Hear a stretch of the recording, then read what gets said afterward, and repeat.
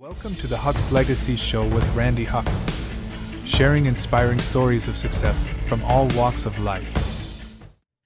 Welcome to the Hux Legacy Podcast. I am so excited to have Rusty Cloutier with me today.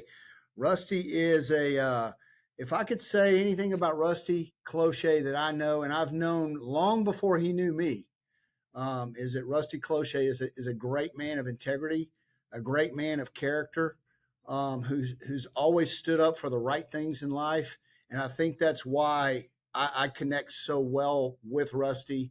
And Rusty's from Morgan City. Yes. He's a he's a banking icon, literally a banking icon, that is now retired. He built MidSouth Bank.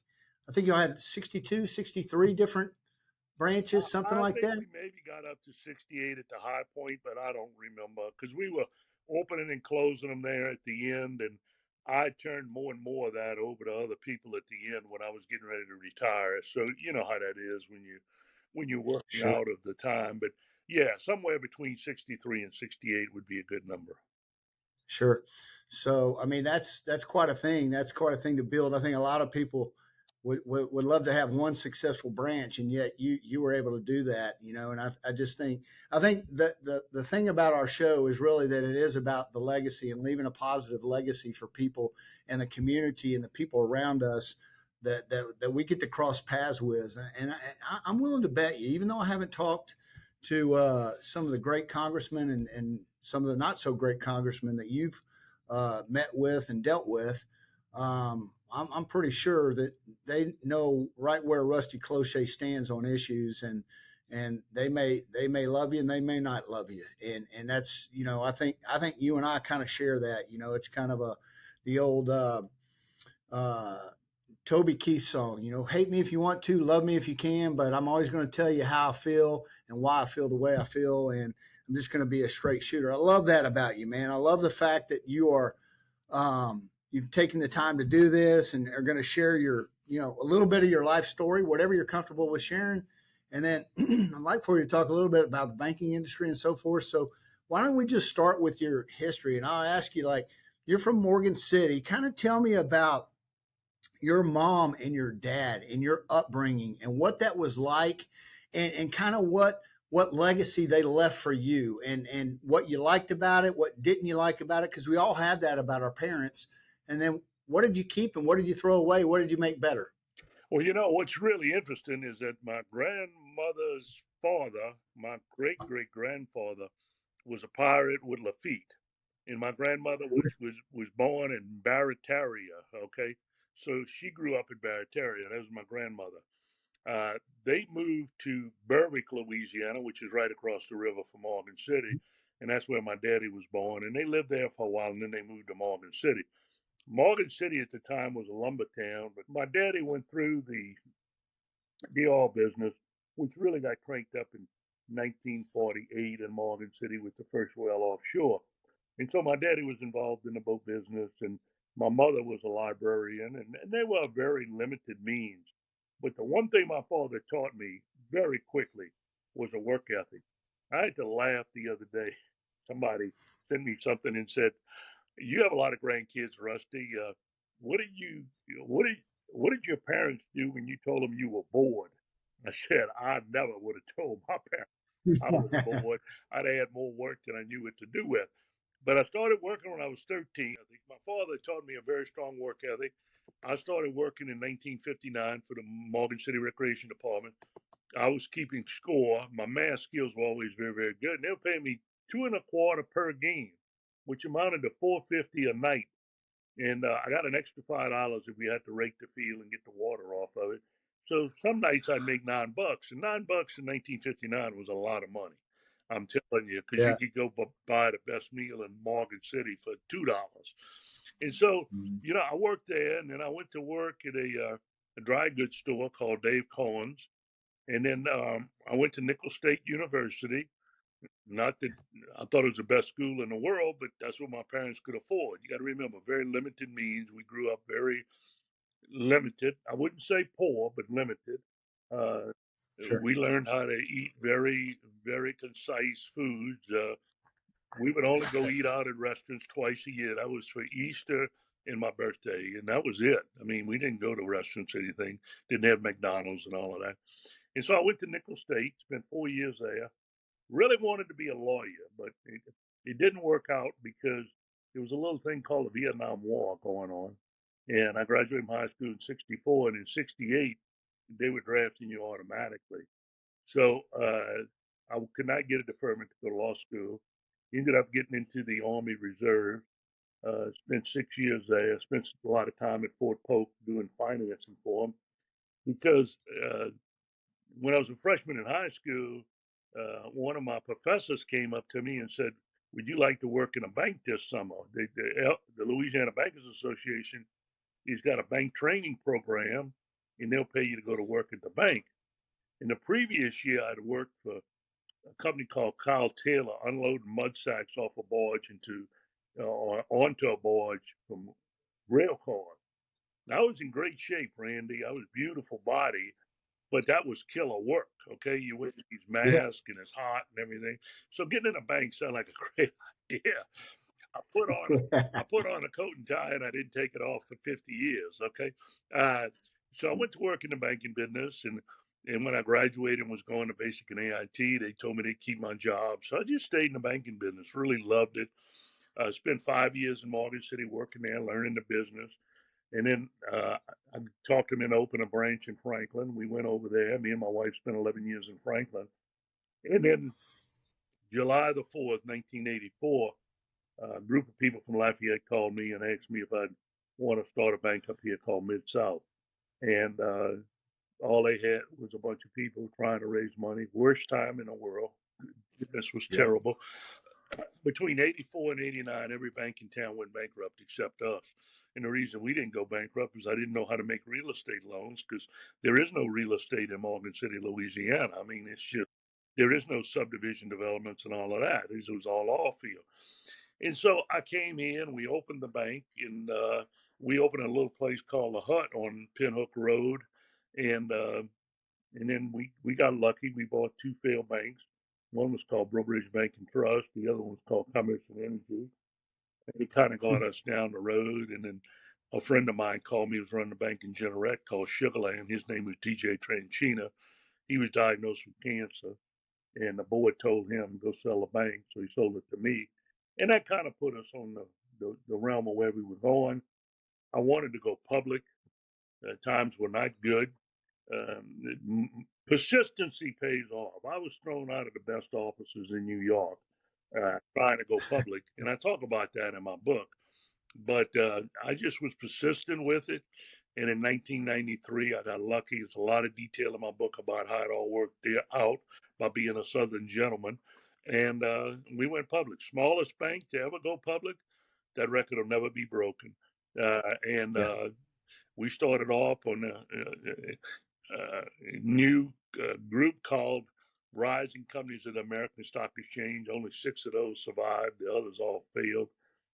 So when they wanted to get rid of it, they put me on the American Stock Exchange. And then American sold out to New York Stock Exchange, and we ended up being on the New York Stock Exchange. We were publicly traded until we sold out in 2009.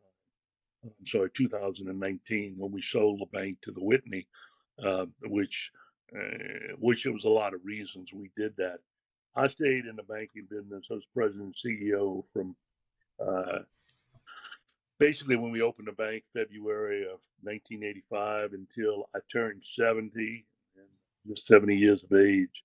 I know people will disagree with this, and they'll say, "Oh, no, no, no! You know, Joe Biden and Donald Trump and all of them are well in age."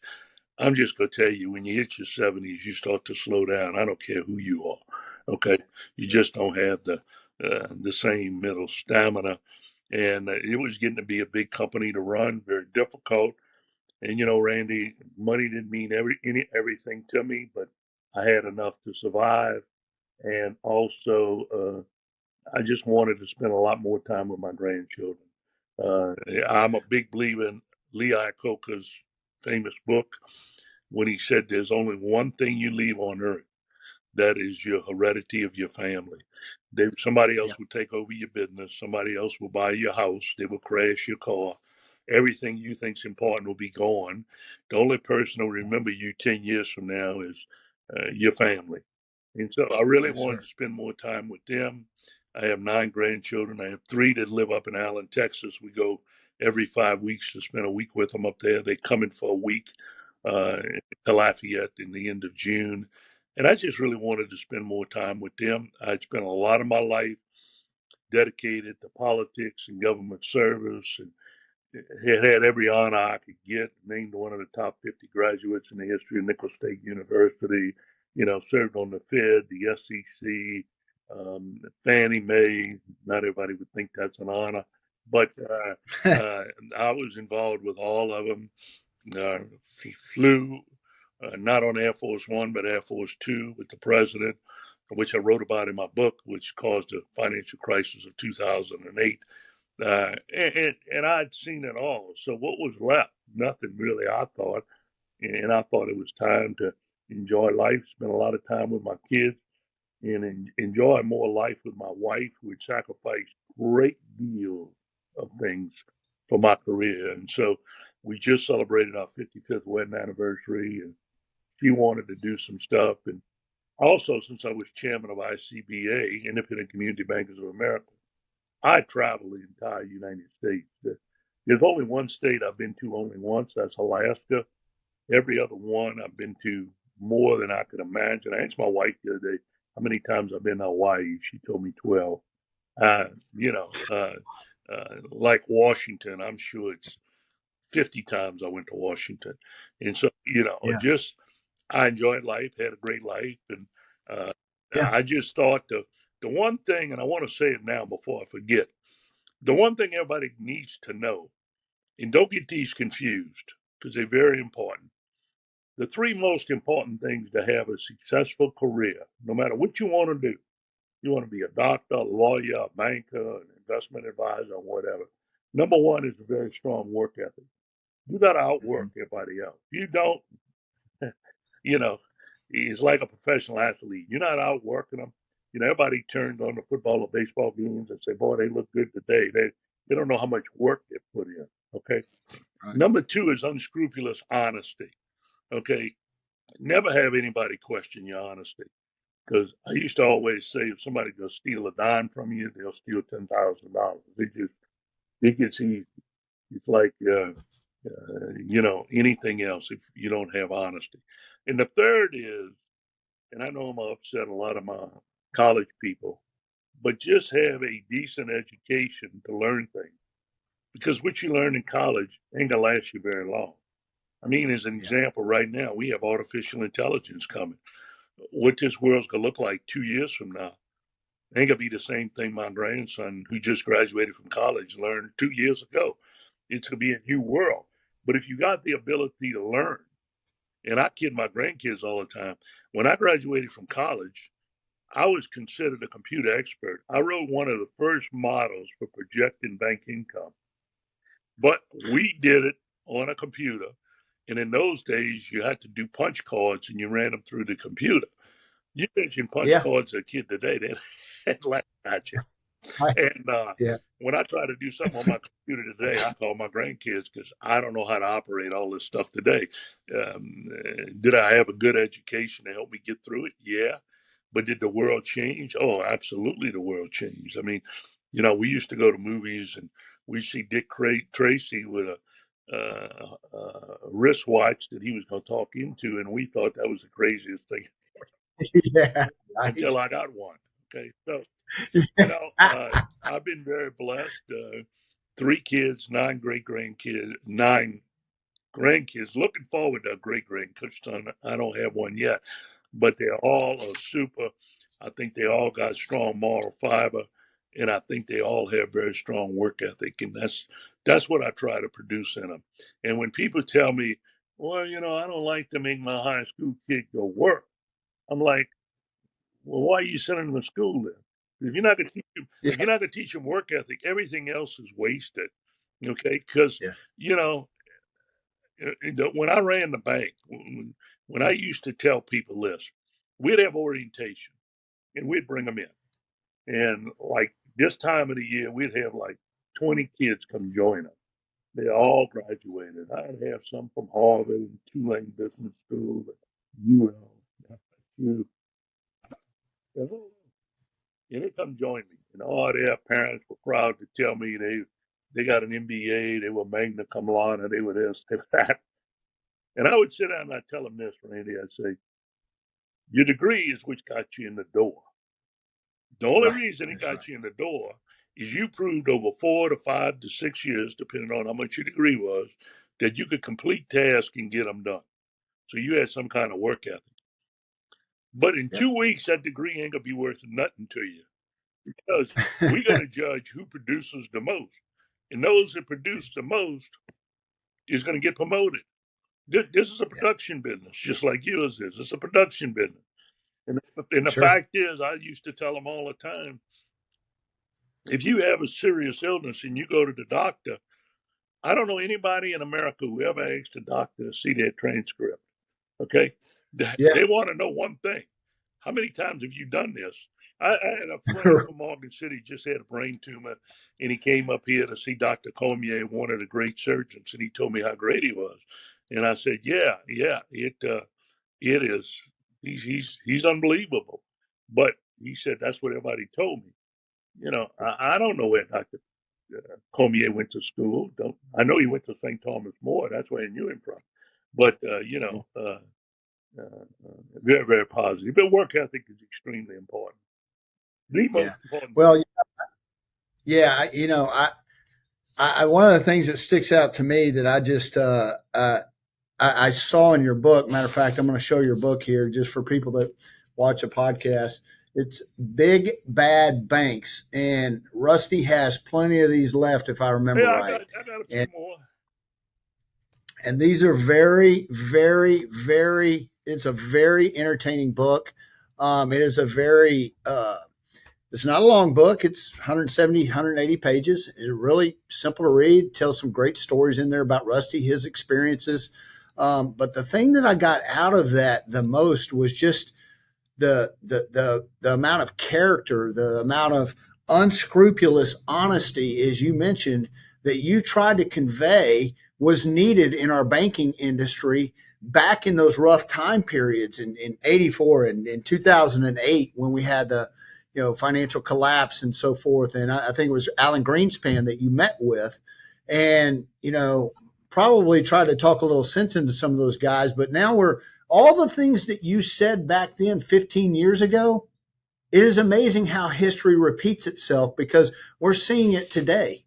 Here we are, June 1st, 2023, and we're seeing very similar things today.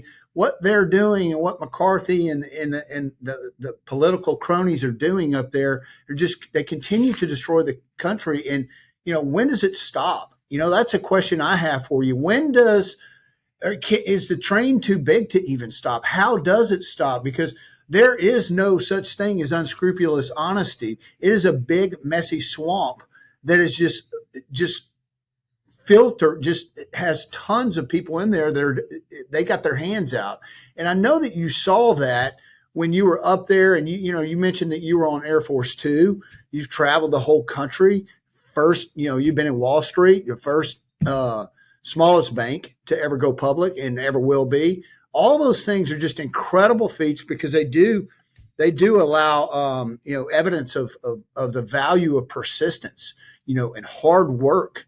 I don't think that you ever had a desire to do brain surgery, but I have no doubt that if you wanted to do that, you could have figured out how to do that because I think that's how people become successful. It's not that they're necessarily that incredibly intelligently smart. I have a daughter who's got 2 4.0s, who wants to be a lawyer, goes to the University of Arkansas, and she's doing fantastic.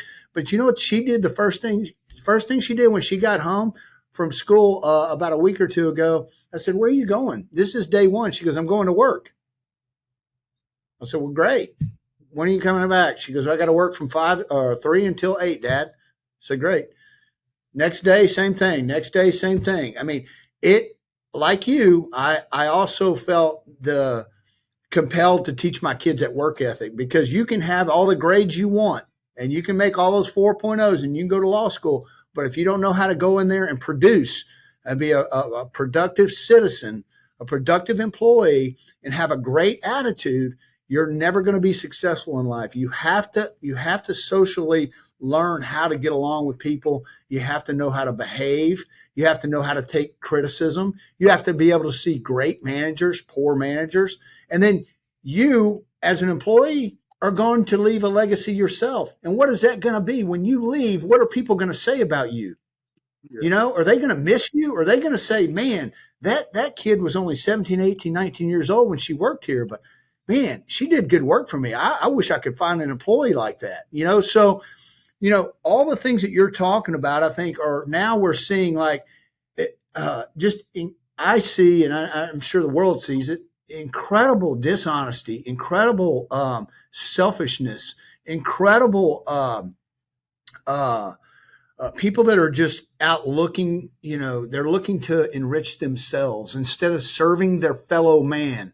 And back in the day, and you've got 15 years on me, I think I'll be 61 this year. So, you know, I'm glad to hear you say that about 70s, because I already feel like I'm wearing out a little bit, but at least I feel like I got 10 more where I might be able to kind of, you know, enjoy the next 10 years, because the following, I'm going to start falling apart like quickly. So I kind of get that feeling, but you know, I just really wanted to hear, you know, from your perspective and your experiences with those people in Congress, and you're testifying in front of, you know, talking to a Federal Reserve Chairman, you know, Greenspan, and that group, that level of people versus what it is today. Is it, you know, has it gotten worse? Is it getting better? What's the legacy? Where are we headed? I mean, what do you see going on? Well, you know, first of all, you've asked some great questions, and I want to tell you, when you talked about your daughter, my granddaughter just graduated from high school, and I'm very proud of her. She graduated from high school, went on a senior trip.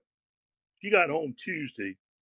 They left 7 o'clock in the morning. They came back from Florida. She got here at 2 o'clock in the afternoon.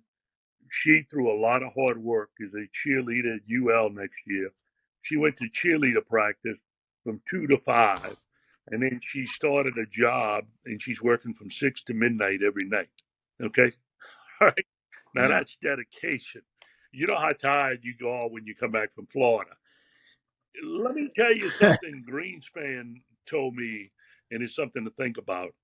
He said, Rusty, don't ever think that people wake up in China and think, well, I've got to go work my rear end off so those people in the United States can live a good life.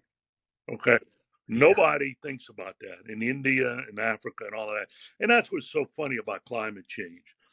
Climate change is the biggest joke of its time, because I listened to the minority leader in England yesterday. This was in England.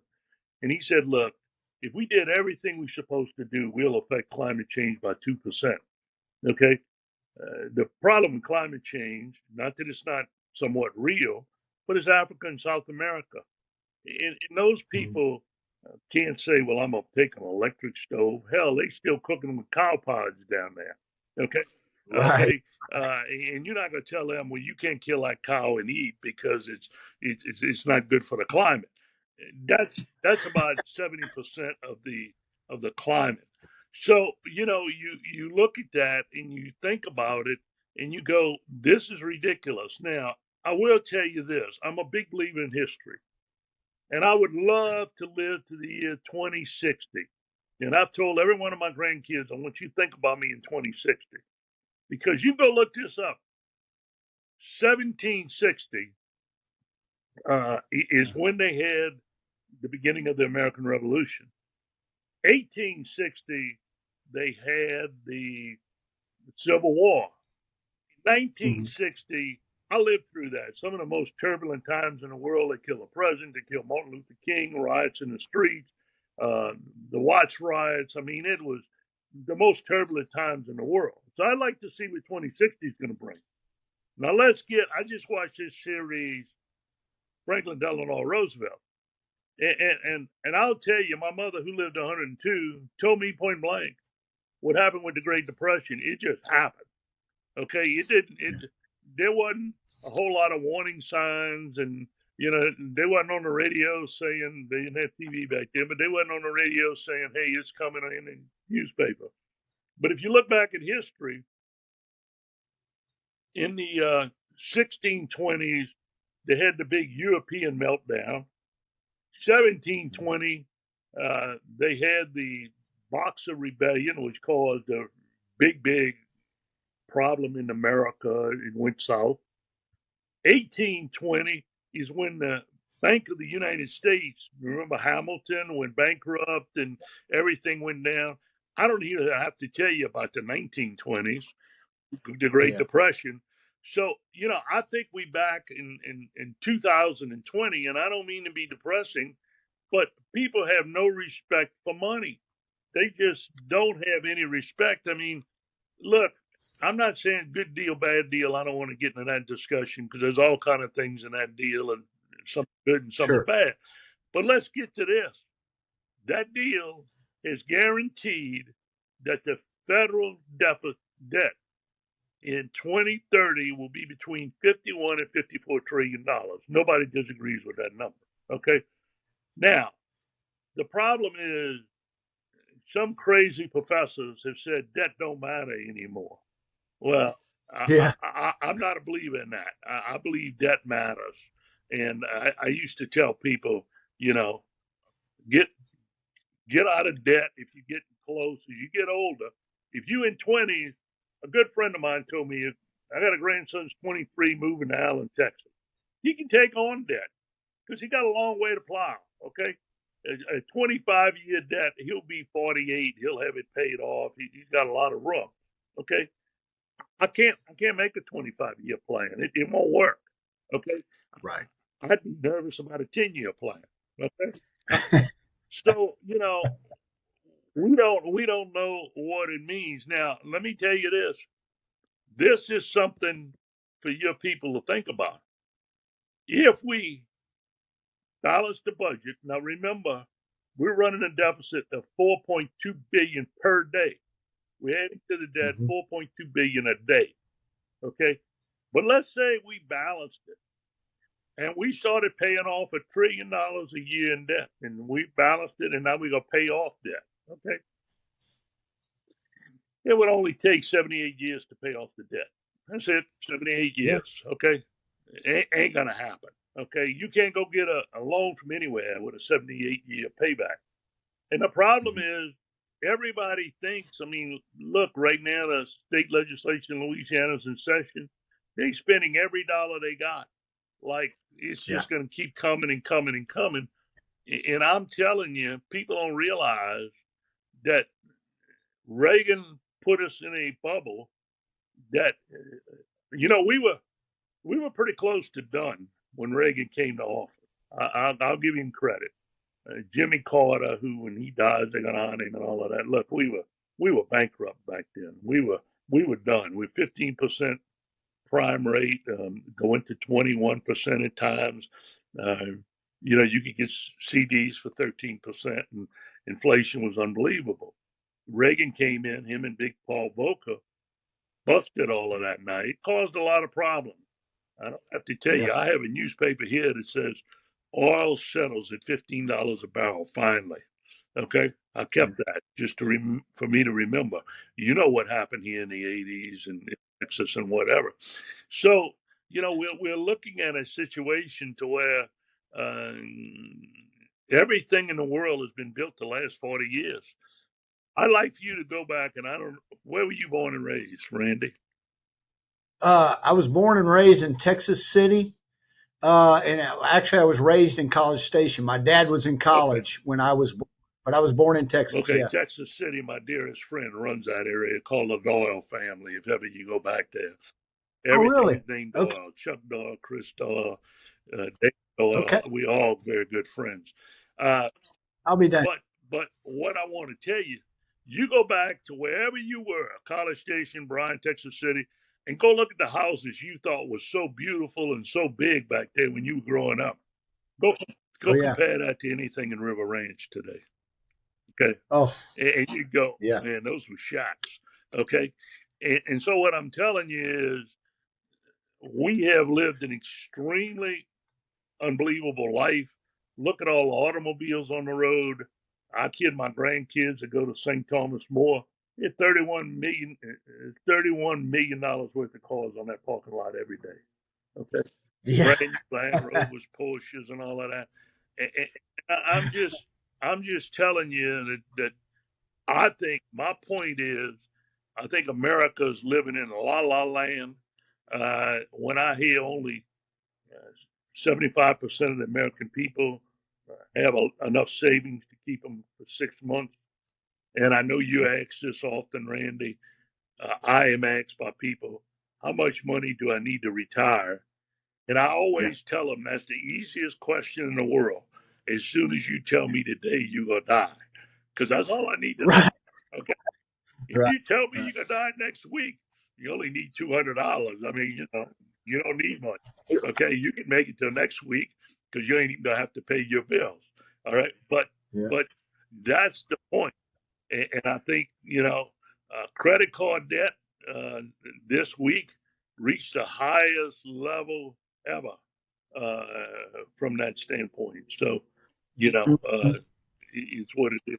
Yeah, I think we're looking at extremely unique times that are really, as a professional, investment advisor. I mean, they're very concerning to us. We're trying to manage amongst corruption. Markets aren't responding the way they typically do. Gold market, silver market, other different industries and sectors just are not responding, to interest rates or changes in the economy as they typically have in the past. So it's been a very difficult time. I think it's going to continue to be difficult, and I think they just made it more difficult on us, McCarthy and his cronies. And the guy's a rhino. I mean, he lobbied with these guys and told them he was going to honor what they said, and then he turned around and did almost 100% the opposite. And for those guys to fall for that trap is sickening, because now what happens to our economy from here over the next 2 or 3 years, not to mention, to 2060, what happens over the next 2 or 3 years?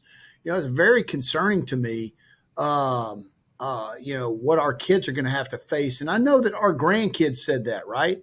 Our grandkids said the same thing. Man, I would not want to, grow up in the world that you're in, and I'm glad that I don't have to see that. And well, now I'm 60 years old. My grandfather's passed away for 15, 20 years, and I'm living those times that he talked about, and it looks a lot more grim today than it did back, 40 years ago to me.